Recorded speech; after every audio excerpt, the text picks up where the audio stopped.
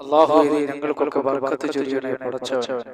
എല്ലാ മേഖലകളിലും നീ അനുഗ്രഹങ്ങൾ നൽകണേ അല്ലാഹ്. നമ്മൾ ടെൻഷനുകളും വിഷമങ്ങളും പ്രയാസങ്ങളെല്ലാം നീ ഞങ്ങളിൽ നിന്ന് മാറ്റണേ പടച്ചവനെ. പ്രിയപ്പെട്ട സഹോദരങ്ങളെ, നമ്മളിൽ പലരും പല ബുദ്ധിമുട്ടുകൾ അനുഭവിക്കുന്നവരാണ്, പല മാനസിക പിരിമുറുക്കമുള്ളവർ, പല ടെൻഷനുകളുള്ളവർ. അപ്പൊ ഇങ്ങനെയുള്ളവർ ഓരോരുത്തരും അവരുടെ ടെൻഷനുകളും വിഷമങ്ങളും മാറാൻ വേണ്ടിയിട്ട് പല പല വഴികളാണ് അവർ സ്വീകരിക്കാറുള്ളത്. പ്രിയപ്പെട്ട സഹോദരങ്ങളെ, ടെൻഷനുകളും വിഷമങ്ങളും നമ്മളിലേക്ക് കടന്നു വരുമ്പോൾ അത് മാറാൻ വേണ്ടിയിട്ട് അല്ലാഹുവിന്റെ റസൂലിന്റെ ജീവിതത്തെ നമ്മൾ പിന്തുടരുക. മുത്തനബി സല്ലല്ലാഹു അലൈഹി വസല്ലം നമ്മുടെ ജീവിതത്തെ നമ്മൾ മാതൃകയാക്കുക. നമ്മുടെ ടെൻഷനും വിഷമങ്ങളെല്ലാം ഒരുപാട് അകന്നു പോകുന്നതാണ്. അല്ലാഹുവിന്റെ റസൂൽ സല്ലല്ലാഹു അലൈഹി വസല്ലം തങ്ങൾ അവിടുത്തെ ജീവിതത്തിൽ സന്തോഷത്തിലും ദുഃഖത്തിലും എല്ലാം അല്ലാഹുവിന്റെ റസൂൽ അവിടുന്ന് ദുആ ചെയ്യുമായിരുന്നു. പടച്ചവനെ, അല്ലാഹുവേ, പരിശുദ്ധ ഖുർആനിനെ എന്റെ ഹൃദയത്തിന്റെ വസന്തമാക്കണേ അല്ലാഹ്. എന്റെ ഹൃദയത്തിന്റെ വസന്തവും എന്റെ ഹൃദയത്തിന്റെ പ്രകാശവും എന്റെ ഹൃദയത്തിന്റെ നൂറുമാക്കണേ അല്ലാഹ് എന്ന് അല്ലാഹുവിന്റെ റസൂൽ അവിടെ സന്തോഷത്തിന്റെ അവസരത്തിലും ദുഃഖത്തിന്റെ അവസരത്തിലും അല്ലാഹുവിന്റെ റസൂൽ ദുആ ചെയ്യുമായിരുന്നു. അപ്പോൾ നമ്മൾ ഓരോരുത്തരും ഒരു മനുഷ്യനാകുമ്പോൾ അവിടെ സന്തോഷവും ഉണ്ടാകും, ദുഃഖവും ഉണ്ടാകും. അതൊക്കെ സ്വാഭാവികം. പക്ഷേ അപ്പോഴെല്ലാം നമ്മൾ പ്രാർത്ഥിക്കണം, പടച്ചവനെ, അല്ലാഹുവേ, നിന്റെ ഖുർആൻ ഞങ്ങളുടെ ഹൃദയത്തിന് വസന്തവും പ്രകാശവും ആക്കണേ അല്ലാഹ് എന്ന് നമ്മൾ അല്ലാഹുവിനോട് ദുആ ചെയ്യണം. കാരണം അല്ലാഹുവിന്റെ പരിശുദ്ധ ഖുർആൻ അത് എല്ലാത്തിനും ശിഫയാണ്, എല്ലാത്തിനും മരുന്നാണ്. അതൊരു പ്രകാശമാണ് അല്ലാഹുവിന്റെ പരിശുദ്ധ ഖുർആൻ. പ്രിയപ്പെട്ട സഹോദരങ്ങളെ, എവിടെയാണ് പ്രകാശമുള്ളത് അവിടെയാണ് നന്മയും സമാധാനവും ഉള്ളത്. എവിടെ പ്രകാശമില്ലാതെയാകുന്ന അവിടെ തിന്മയും സമാധാനക്കേടും ഉണ്ടാകുന്നതാണ്. അപ്പോൾ ഓരോ സത്യവിശ്വാസികളും പരിശുദ്ധ ഖുർആനുമായി എപ്പോഴും ബന്ധമുണ്ടായിരിക്കണം. ബഹുമാനപ്പെട്ട അബൂ ഹാശിം സൂഫി റഹിമഹുല്ലാഹ് ചരിത്രത്തിൽ അദ്ദേഹത്തിനെ കാണാൻ കഴിയുന്നതാണ്. ചരിത്രത്തിൽ ആദ്യമായി അദ്ദേഹം സൂഫി എന്നറിയപ്പെട്ട മനുഷ്യനാണ്.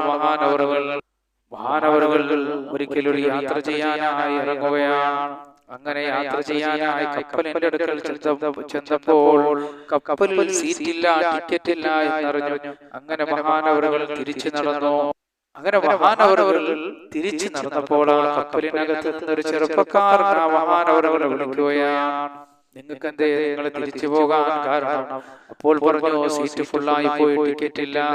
ആ സമയത്ത് അദ്ദേഹം പറയുകയാണ്, ആ ചെറുപ്പക്കാരൻ പറയുകയാണ്, ഒരു സീറ്റ് കാലിയുണ്ട്, ആ സീറ്റിന്റെ ടിക്കറ്റിന്റെ കയ്യിലുണ്ട്.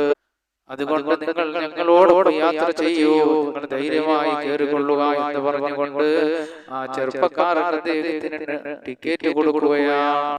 അങ്ങനെ അവരെല്ലാരും കൂടി യാത്ര പോവുകയാണ്. അങ്ങനെ കപ്പൽ കടലിന്റെ മധ്യഭാഗം എത്തിയപ്പോൾ ആ ചെറുപ്പക്കാരൻ അദ്ദേഹത്തിന്റെ സീറ്റിന്റെ താഴെയിൽ നിന്ന് ഒരു മദ്യക്കുപ്പി എടുത്തുകൊണ്ട് മദ്യം കുടിക്കുകയാണ്. കുടിച്ച അദ്ദേഹത്തിന്റെ ബോധം നഷ്ടപ്പെട്ടപ്പോൾ മഹാനവറിലേക്ക് ആ മദ്യം വെച്ച് നീട്ടുകയാണ്.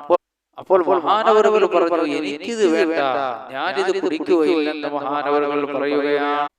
അങ്ങനെ രണ്ടുപേരുമായിട്ടുള്ള സംസാരം, ഇങ്ങനെ ചർച്ചകൾ നീണ്ടുപോകുമ്പോൾ പിന്നെയും ആ ചെറുപ്പക്കാരൻ ഇങ്ങനെ കുടിക്കുകയാണ്. അപ്പൊ അദ്ദേഹം മദ്യപിച്ചുകൊണ്ട് കുടിച്ച് അദ്ദേഹത്തിന്റെ ഒരു അടിമ സ്ത്രീയുമായി അദ്ദേഹം പാട്ടുകളിലും രസങ്ങളിലും കൂത്തുകളിലും ബന്ധപ്പെടുകയാണ്. എന്നിട്ട് മഹാനവറുകളോട് ചോദിക്കുകയാണ്, നിങ്ങൾ ഇതൊന്നും ആസ്വദിക്കുന്നില്ലേ എന്ന് ചോദിച്ചപ്പോൾ മഹാനവറുകൾ പറയുകയാണ്, ഇതിനേക്കാൾ വലിയ ഒന്ന് എന്റെ കയ്യിലുണ്ടെന്ന മഹാനവറുകൾ പറയുകയാണ്.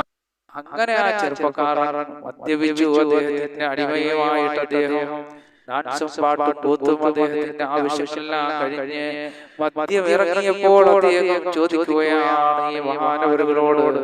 അദ്ദേഹം ചോദിക്കുന്നു, നിങ്ങളെ കയ്യിലുള്ള, നിങ്ങൾ നേരത്തെ പറഞ്ഞല്ലോ ഇതിനേക്കാൾ വലുത് എന്റെ കയ്യിലുണ്ടെന്ന്, ആ നിങ്ങളെ കയ്യിലുള്ളതെന്ന് കാണിച്ചു തരൂ. അപ്പൊ ആ ചെറുപ്പക്കാരൻ പറഞ്ഞു, നിങ്ങളെ കയ്യിൽ, നിങ്ങൾ ഈ പാട്ടുകൂത്തൊക്കെ ഇവിടെ നടന്നപ്പോ നിങ്ങൾ എന്താ പറഞ്ഞു, ഇതിനേക്കാൾ വലുതുണ്ടെന്നില്ലേ? അപ്പൊ ഇതിനേക്കാൾ വലുതായ ഒരു പാട്ട് നിങ്ങൾ പാടൂ, നിങ്ങളെ കയ്യിലുള്ളതെന്ന് പാടാൻ പറയുകയാണ്. അപ്പോൾ മഹാനായ അബുൽ ഹാഷിം റഹിമഹുല്ലാഹ് അദ്ദേഹം ആ ചെറുപ്പക്കാരന് പരിശുദ്ധ ഖുർആൻ നല്ല ഈണത്തിൽ ഓതിക്കൊടുക്കുകയാണ്. അതും സബ്ജക്റ്റ് ഏതാണ്? അന്ത്യനാളിനെ കുറിച്ചാണ്, പരലോകത്തെ കുറിച്ചുള്ള ഒരു വിഷയം അല്ലാഹുവിന്റെ ഖുർആനിലുള്ളത്. ആ ചെറുപ്പക്കാരൻ ഇങ്ങനെ ഓതിക്കൊടുക്കുകയാണ്. മദ്യത്തിന്റെ ലഹരിയെല്ലാം വിട്ട് ഉണർവിലെത്തിയ ആ ചെറുപ്പക്കാരൻ പറയുകയാണ്, ആ ചെറുപ്പക്കാരൻ മഹാനവരോട് പറയുകയാണ്, എന്റെ അടിമപ്പെട്ട് പാടിയ പാട്ട് ഏതെന്നറിയാമോ? ഈ നാട്ടിലെ ഏറ്റവും വലിയൊരു ഗാനഗന്ധർവനായ ഒരു ചെറുപ്പക്കാരൻ പാടിയ പാട്ടാണ്. പക്ഷേ നിങ്ങളിപ്പോൾ ഉച്ചരിച്ച പരിശുദ്ധ ഖുർആൻ എന്റെ അടിമ പാടിയതിനേക്കാൾ എത്രയോ മഹത്വമുള്ളതാണ്, എത്രയോ ഭംഗിയുള്ളതാണ്, എത്രയോ ആനന്ദമുള്ളതാണ്, എത്രയോ ഉല്ലാസമുള്ളതാണ്, എത്രയോ അർത്ഥവത്താണ്. ആ ചെറുപ്പക്കാരൻ പറയുകയാണ്. അപ്പൊ ആ ചെറുപ്പക്കാരൻ പറയുകയാണ്, ഒന്നുകൂടി എനിക്ക് പാരായണം ചെയ്തു തരൂ, ഒന്നുകൂടി നിങ്ങൾ ഓതി തരൂ എന്ന് ആ ചെറുപ്പക്കാരൻ പറയുകയാണ്. അപ്പോൾ ഒന്നുകൂടി ആ മഹാനുഭാവൻ, ആ മഹാനായ പണ്ഡിതൻ, ആ സൂഫിയായ മനുഷ്യൻ പാരായണം ചെയ്തു കൊടുത്തു. അപ്പോൾ ആ മഹാനവറുകൾ പാരായണം ചെയ്ത പരിശുദ്ധ ഖുർആനിന്റെ അർത്ഥം എന്താണ് സഹോദരങ്ങളെ? അന്ത്യദിനത്തെ കുറിച്ചാണ്, അതുമായി ബന്ധപ്പെട്ട കാര്യങ്ങൾ. ഈ ഭൂമി നശിക്കപ്പെടുമ്പോൾ, സൂര്യൻ നശിക്കപ്പെടുമ്പോൾ, ഇസ്രാഫീൽ അലൈഹിസ്സലാത്തു വസ്സലാം സൂറത്ത് കാഹളത്തിൽ ഊതപ്പെടുമ്പോൾ എന്ന് തുടങ്ങുന്ന അതുമായി ബന്ധപ്പെട്ടുകൊണ്ടുള്ള ആ ഭയാനകരമായ അവസ്ഥയെക്കുറിച്ച് അങ്ങോട്ട് ഓതിക്കൊടുത്തപ്പോൾ ആ മനുഷ്യന്റെ കയ്യിലുണ്ടായിരുന്ന മദ്യക്കുപ്പികൾ അദ്ദേഹം വലിച്ച് നടുക്കടലിൽ എറിയുകയാണ്. എന്നിട്ട് ആ ചെറുപ്പക്കാരനായ മനുഷ്യൻ തന്റെ അടിമയായ ആ പെണ്ണിനെ വിളിച്ചു പറയുകയാണ്, നിന്നെ ഞാൻ സ്വതന്ത്രയാക്കിയിരിക്കുകയാണ്. അപ്പൊ എന്ന് പറഞ്ഞുകൊണ്ട് അവളെ സ്വതന്ത്രയാക്കുകയാണ്. എന്നിട്ട് ഈ സൂഫിയായ മഹാനായ മനുഷ്യനോടൊപ്പം എന്റെ പ്രിയപ്പെട്ട സഹോദരങ്ങളെ, ആ മനുഷ്യൻ, ആ ചെറുപ്പക്കാരനായ മനുഷ്യൻ, അവർ രണ്ടുപേരും കൂട്ടുകാരായി അദ്ദേഹത്തോടൊപ്പം ആ ചെറുപ്പക്കാരൻ കൂടിയെന്നുള്ളതാണ്. ഇതെന്താണ്? ഇത് പരിശുദ്ധ ഖുർആനിന്റെ ഒരു മഹത്വമാണ്. അപ്പോൾ ഞാൻ പറഞ്ഞു വന്നത്, സന്തോഷത്തിന്റെ അവസരത്തിലും ദുഃഖത്തിന്റെ അവസരത്തിലും എന്റെ പ്രിയപ്പെട്ട സഹോദരങ്ങളെ, പ്രപഞ്ചസൃഷ്ടാവായ അല്ലാഹുവിലേക്ക് നമ്മൾ മടങ്ങണം. പ്രിയപ്പെട്ട സഹോദരങ്ങളെ, ഇന്ന് ഞാൻ നിങ്ങൾക്ക് പറഞ്ഞു തരാൻ പോകുന്നത് സമ്പത്തില്ലാത്തതിന്റെ പേരിൽ, കടബാധ്യതയുടെ പേരിൽ, ദുഃഖങ്ങളുടെ പേരിൽ, ജോലിയില്ലാത്തതിന്റെ പേരിൽ, ഇതൊക്കെ കൊണ്ട് നിങ്ങൾ പിരിമുറുക്കത്തിലാണോ? സമ്പത്തില്ലാത്തതിന്റെ പേർക്ക് നിങ്ങൾക്ക് വിഷമമുണ്ടോ? അല്ലെങ്കിൽ ജോലിയില്ലാത്തതിന്റെ പേർക്ക് നിങ്ങൾക്ക് വിഷമമുണ്ടോ? അതുപോലെ തന്നെ വരുമാനമില്ലാത്തതിന്റെ പേർക്ക് നിങ്ങൾക്ക് വിഷമമുണ്ടോ? അപ്പൊ ഇതിനെല്ലാം പരിഹാരമായ ഒരു സൂറത്താണ് ഞാൻ നിങ്ങൾക്ക് പറഞ്ഞു തരാൻ പോകുന്നത്. 3 മിനിറ്റ് കൊണ്ട് ഈ സൂറത്ത് നമുക്ക് പഠിക്കാവുന്ന ഒരു സൂറത്താണ്, ഒരു ചെറിയ സൂറത്താണ്. അഥവാ 3 മിനിറ്റ് താഴെ മതി ഈ സൂറത്ത് ഓതാൻ. അപ്പൊ അത്ര എളുപ്പമുള്ളൊരു സൂറത്താണ് നമുക്ക് പറഞ്ഞു തരുന്നത്. അതുപോലെ എന്റെ പ്രിയപ്പെട്ട സഹോദരങ്ങളെ, ഈ സൂറത്ത്, ഞാനീ പറയുന്ന സൂറത്ത് നിങ്ങൾ പഠിക്കണം. എന്ത് വിഷയമുണ്ടാകട്ടെ, ഭവനമില്ലാത്തവർ നമ്മുടെ കൂട്ടത്തിലുണ്ട്, ഇണകളില്ലാത്തവരുണ്ട്, സാലിഹായ ഇണകളെ പ്രതീക്ഷിക്കുന്നവരുണ്ട്, ജോലിയില്ലാത്തവരുണ്ട്, ദാരിദ്ര്യം കൊണ്ട് വലിയവരുണ്ട്, കടക്കാറുണ്ട്, മക്കളില്ലാത്തവരുണ്ട്, ഗൾഫിൽ നിൽക്കുന്ന സഹോദരങ്ങൾ ഒരുപാട് പേർ നമ്മളോട് ദുആ കൊണ്ട് വസിയത്ത് ചെയ്തിട്ടുണ്ട്.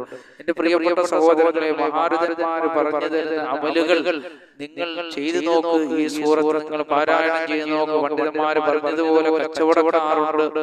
അപ്പൊ ഇങ്ങനെയുള്ളവരൊക്കെ ഏതെങ്കിലും മേഖലകളിൽ നിങ്ങളുടെ മേഖലകളിൽ നിങ്ങൾ വിഷമങ്ങൾ അനുഭവിക്കുന്നുണ്ട് എങ്കിൽ ഈ സൂറത്ത് അതിനൊരു പരിഹാരമാണ്. അതുപോലെ തന്നെ പ്രിയപ്പെട്ട സഹോദരങ്ങൾ, ഈ സൂറത്ത് ഒരുപാട് കാര്യങ്ങൾക്ക് പരിഹാരമാണ്. നമ്മുടെ മക്കൾ നമുക്ക് വഴങ്ങുന്നില്ല, മക്കൾക്ക് നമ്മളോട് സ്നേഹമില്ല, അതുപോലെ തന്നെ മാതാപിതാക്കൾക്ക് മക്കൾക്ക് സ്നേഹം കിട്ടുന്നില്ല, അതുപോലെ കുടുംബത്തിൽ പ്രശ്നങ്ങൾ, ഇതിനെല്ലാം ഒരു പരിഹാരമാണ് ഈ സൂറത്ത്. പക്ഷേ ഈ സൂറത്ത് ഇങ്ങനെ നമ്മൾ പാരായണം ചെയ്യണം. മഹത്തുക്കളായ പണ്ഡിതന്മാർ പറഞ്ഞു തന്ന രീതിക്ക് നമ്മൾ പാരായണം ചെയ്യണം. അപ്പൊ മഹത്തുക്കളായ പണ്ഡിതന്മാർ നമുക്ക് പറഞ്ഞു തന്നിട്ടുണ്ട് ഈ സൂറത്ത് എങ്ങനെയാണ് നമ്മൾ ഓതേണ്ടിയുള്ളത്. ഓരോ ആവശ്യങ്ങൾക്കും മഹത്തുക്കളായ പണ്ഡിതന്മാർ നമുക്ക് പറഞ്ഞു തന്നിട്ടുണ്ട് ഈ സൂറത്ത് എങ്ങനെ ഓതണം. അപ്പോൾ ആ രീതിക്ക് എന്റെ പ്രിയപ്പെട്ട സഹോദരങ്ങളെ നിങ്ങൾ ഓതണം. ഇൻഷാ അല്ലാഹ് ഞാൻ പറഞ്ഞു തരുന്നതാണ്. ചുരുക്കി പറഞ്ഞാൽ എന്റെ പ്രിയപ്പെട്ട സഹോദരങ്ങളെ, എല്ലാ വിഷയങ്ങളും പരിഹരിച്ച് കിട്ടാൻ ഒരു മാർഗം ഈ സൂറത്തിലുണ്ടെന്ന് മഹത്തുക്കളായ പണ്ഡിതന്മാർ പറഞ്ഞു തന്നിട്ടുണ്ട്. നമുക്ക് നോക്കാം എങ്ങനെയാണ് ആ സൂറത്ത് പാരായണം ചെയ്യേണ്ടിയുള്ളതെന്ന്. പ്രിയപ്പെട്ട സഹോദരങ്ങളെ, എങ്ങനെയാണ് നമ്മൾ പാരായണം ചെയ്യേണ്ടിയുള്ളത്? ആദ്യമായി പൂർണ്ണമായി നമ്മൾ ഉളു കൊടുക്കുക. എന്നിട്ട് 2 റക്അത്ത് ഹാജത്തിന്റെ നമസ്കാരം നമസ്കരിക്കുക. 2 റക്അത്ത് ഹാജത്ത് നമസ്കരിക്കുക. അപ്പൊ എങ്ങനെ നിയതിയുള്ളത്? 2 റക്അത്ത് ഹാജത്തിന്റെ സുന്നത്ത് നമസ്കാരം അല്ലാഹു തആലാക്ക് വേണ്ടി ഞാൻ നമസ്കരിക്കുന്നു എന്ന് പറഞ്ഞ് സാധാരണ സുന്നത്ത് നമസ്കരിക്കുന്നത് പോലെ സുന്നത്ത് നമസ്കരിക്കുക. സലാം വീട്ടിയതിനു ശേഷം ഖിബ്ലയ്ക്ക് നേരെ ഇരുന്നു കൊണ്ട് ഒരേ ഇരിപ്പിന് സലാം വീട്ടിട്ട് ഖിബ്ലയ്ക്ക് നേരെ ഇരുന്നു കൊണ്ട് ഈ ഞാൻ പറയാൻ പോകുന്ന സൂറത്ത് നിങ്ങൾ പാരായണം ചെയ്യുക. സൂറത്ത് ഏതാണ് മുഅ്മിനീങ്ങളെ? സൂറത്തുൽ ലൈലാണ്. സൂറത്തുൽ ലൈൽ നമുക്കെല്ലാം അറിയാവുന്ന ഒരു സൂറത്താണ്. അഊദു ബില്ലാഹി മിനശ് ശൈത്വാനിർ റജീം. ബിസ്മില്ലാഹിർ റഹ്മാനിർ റഹീം. വല്ലൈലി ഇദാ യഗ്ശാ വന്നഹാരി ഇദാ തജല്ലാ വമാ ഖലഖൽ ദകറ വൽ ഉൻസാ എന്ന് തുടങ്ങുന്ന ഈ സൂറത്ത് നിങ്ങൾ പാരായണം ചെയ്യുക. അപ്പൊ ഓതുന്ന സമയത്ത് ഓതുന്നയാൾ എന്ത് ആവശ്യത്തിന് വേണ്ടിയിട്ടാണോ ഓതുന്നത് അദ്ദേഹത്തിന്റെ മനസ്സിൽ കരുതുക. അദ്ദേഹത്തിന്റെ മനസ്സിൽ കരുതുക, അല്ലാഹുവേ, ഞാൻ ഈ സൂറത്ത് പാരായണം ചെയ്യുന്നത് എന്റെ ആവശ്യങ്ങൾ നിറവേറാൻ വേണ്ടിയിട്ടാണ്. എന്റെ ആവശ്യങ്ങൾ നീ നിറവേറ്റി തരണേ അല്ലാ എന്ന് നിങ്ങൾ എന്ത് ചെയ്യുക? നിങ്ങൾ ആ ആവശ്യം മുൻനിർത്തി നിങ്ങൾ ഈ ഖുർആൻ ഈ സൂറത്തിലെ പാരായണം ചെയ്യുക. അല്ലാഹുവേ, നിന്റെ പൊരുത്തത്തിലായി ഞാൻ ഈ സൂറത്ത് പാരായണം ചെയ്യുന്ന പടച്ചവനെ. അപ്പൊ ഓതുന്നയാള് എങ്ങനെയാണ്? അല്ലാഹുവേ, ഖാലിഖായ റബ്ബേ, എന്റെ ആവശ്യങ്ങൾ ഈ സൂറത്ത് കൊണ്ട് നീ നിറവേറ്റി തരണേ അല്ലാഹ്. ഈ മഹത്തായ നിന്റെ പരിശുദ്ധ ഖുർആനിന്റെ കലാം കൊണ്ട് നീ പരിഹരിച്ചു തരണേ അല്ലാഹ് എന്ന് പറഞ്ഞുകൊണ്ട് നമ്മൾ പാരായണം ചെയ്യുക. ഈ സൂറത്ത് എത്ര ചെറിയ സൂറത്താണ് എന്റെ സഹോദരങ്ങളെ. എത്ര പ്രാവശ്യമാണ് നമ്മൾ പാരായണം ചെയ്യേണ്ടിയുള്ളത്? 3 പ്രാവശ്യം നമ്മൾ പാരായണം ചെയ്യണം. ശേഷം നമ്മൾ അവിടെ ഇരുന്നുകൊണ്ട് തന്നെ ഇസ്തിഗ്ഫാർ നമ്മൾ വർദ്ധിപ്പിക്കുക. അസ്തഗ്ഫിറുല്ലാഹൽ അലീം, അസ്തഗ്ഫിറുല്ലാഹൽ അലീം, അസ്തഗ്ഫിറുല്ലാഹൽ അലീം. കരഞ്ഞുകൊണ്ട് അല്ലാഹുവിന്റെ ദർബാറിലേക്ക് കരങ്ങൾ ഉയർത്തുക. പടച്ചവനെ, റഹ്മാനായ അല്ലാഹ്, എന്റെ പാപങ്ങൾ നീ പുറത്തു തരണേ പടച്ചവനെ എന്ന് കരഞ്ഞുകൊണ്ട് അല്ലാഹുവിനോട് ദുആ ചെയ്യുക. ഇസ്തിഗ്ഫാർ നമ്മൾ വർദ്ധിപ്പിക്കുമ്പോൾ, പാപമോചനത്തെ അല്ലാഹുവിനോട് നമ്മൾ തേടുമ്പോൾ ധാരാളം അനുഗ്രഹങ്ങൾ അല്ലാഹു നമുക്ക് ചെയ്തു തരുന്നതാണ്. അതുപോലെ തന്നെ ഹബീബായ റസൂലുള്ളാഹി സ്വല്ലല്ലാഹു അലൈഹി വസല്ലം തങ്ങളുടെ മേൽ കുറച്ച് സലാത്ത് കൂടി നമ്മൾ ചൊല്ലുക. സലാത്ത് എന്തിനും പരിഹാരമാണ് എന്റെ പ്രിയപ്പെട്ട സഹോദരങ്ങളെ. ഇനി മഹത്തുക്കളായ പണ്ഡിതന്മാർ സാമ്പത്തിക വിഷയങ്ങളിൽ ഉയർച്ച ഉണ്ടാകാനും സമ്പത്ത് ഉണ്ടാകാനും ഇല്ലാത്തവർക്ക് സമ്പത്ത് വന്നു ചേരാനും ഉള്ള സമ്പത്തിൽ വർധനവ് നൽകാനും ഉള്ള സമ്പത്ത് ഒരു ഐശ്വര്യമായി മാറാനും ജീവിതത്തിൽ സുഖങ്ങൾ വർദ്ധിക്കാനും സന്തോഷങ്ങൾ വർദ്ധിക്കാനും കച്ചവടത്തിൽ ബർക്കത്തുണ്ടാകാൻ വേണ്ടിയിട്ട്, അതുപോലെ ജോലിയില്ലാത്തവർക്ക് ജോലി ഉണ്ടാകാൻ, വരുമാന മാർഗങ്ങൾ വിശാലമാകാൻ അവയും സൂറത്തുൽ ലൈൽ ഈ രൂപത്തിൽ വന്നാൽ മഹത്തുക്കളായ പണ്ഡിതന്മാരെ നമുക്ക് പറഞ്ഞു തരുകയാണ്. 40 ദിവസം തുടർച്ചയായിട്ട് നമ്മൾ ഓതണം. എപ്പോഴാണ് നമ്മൾ ഓതേണ്ടിയുള്ളത്? രാത്രിയിലാണ് സൂറത്തുൽ ലൈൽ നമ്മൾ ഓതേണ്ടിയുള്ളത്. രാത്രി കൊണ്ട് ഉദ്ദേശിക്കുന്നത് സൂര്യൻ അസ്തമിച്ചതിന് ശേഷം ഇശാമാരിന്റെ ഇടയിലും അല്ലാതെ രാത്രിയും ഇശാക്ക് ശേഷവും ഒക്കെ ഓതാം. 40 ദിവസം തുടർച്ചയായി 40 വട്ടം ഓതണം. എല്ലാ രാത്രിയിലും 40 ദിവസം തുടർച്ചയായി 40 വട്ടം നമ്മൾ ഓതണം. ഒരു വട്ടം ഓതാൻ എന്റെ പ്രിയപ്പെട്ട സഹോദരങ്ങളെ 1 മിനിറ്റ് അല്ലെങ്കിൽ 1.5 മിനിറ്റ് മതി. അപ്പൊ ചിലര് 10 ദിവസം ഓതും. 40 പ്രാവശ്യം ഓതണമല്ലോ. 40 ദിവസം 10 ദിവസം ഓതുമ്പോഴേക്കും മടിയാവും. അങ്ങനെയല്ല, എന്റെ ആഗ്രഹങ്ങൾ നടന്നു കിട്ടണം. മഹത്തുക്കളായ പണ്ഡിതന്മാര് പറഞ്ഞു തന്നതുപോലെ എന്റെ ആഗ്രഹങ്ങൾ, എന്റെ ആവശ്യങ്ങൾ നടന്നു കിട്ടണം എന്നുള്ള ചിന്തയിൽ നിങ്ങൾ ഈ സൂറത്തുൽ ലൈൽ രാത്രിയിൽ 40 പ്രാവശ്യം 40 ദിവസം നിങ്ങൾ ഒരു മടി കൂടാതെ നിങ്ങൾ പാരായണം ചെയ്യണം. എന്റെ അല്ലാഹു എനിക്ക് നടത്തി തരുമെന്നുള്ള നിയ്യത്തിൽ, ഖാലിഖായ റബ്ബ് എന്റെ ആവശ്യം നടത്തി തരുമെന്നുള്ള നിയ്യത്തിൽ നിങ്ങൾ പാരായണം ചെയ്യണം. അപ്പൊ സ്ത്രീകളെ സംബന്ധിച്ചിടത്തോളം അവർക്ക് ഇടയ്ക്ക് ഖുർആൻ ഓതാൻ പറ്റില്ലല്ലോ. അത് കുഴപ്പമില്ല. നിങ്ങൾ ഖുർആൻ ഓതാൻ പറ്റുന്ന സമയം മുതൽ തുടർന്നു പോയാൽ മതി. അപ്പൊ ആ ഓതേണ്ട രീതി ഒന്നുകൂടെ പറഞ്ഞു തരാം. നമ്മൾ ഓതി വരുമ്പോൾ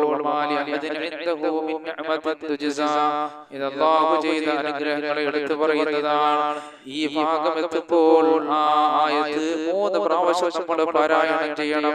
വമാലി അഹദിൻ ഇൻദഹു മിൻ നിഅമത്തിൻ തുജ്സാ വമാലി അഹദിൻ ഇൻദഹു മിൻ നിഅമത്തിൻ തുജ്സാ ഇല്ല ബതിഗാ വജ്ഹി റബ്ബിഹിൽ അഅലാ വലസൗഫ യറല്ലാഹ്. ഇങ്ങനെ നമ്മൾ പാരായണം ചെയ്യണം. ഇങ്ങനെ എത്ര പ്രാവശ്യം പാരായണം ചെയ്യണം? അപ്പൊ 40 പ്രാവശ്യം ഒരു ദിവസം രാത്രി ഓതണം നമ്മൾ പറഞ്ഞിട്ടുണ്ട്. അപ്പൊ ഓരോ പ്രാവശ്യം നമ്മൾ ഓതുമ്പോഴും 3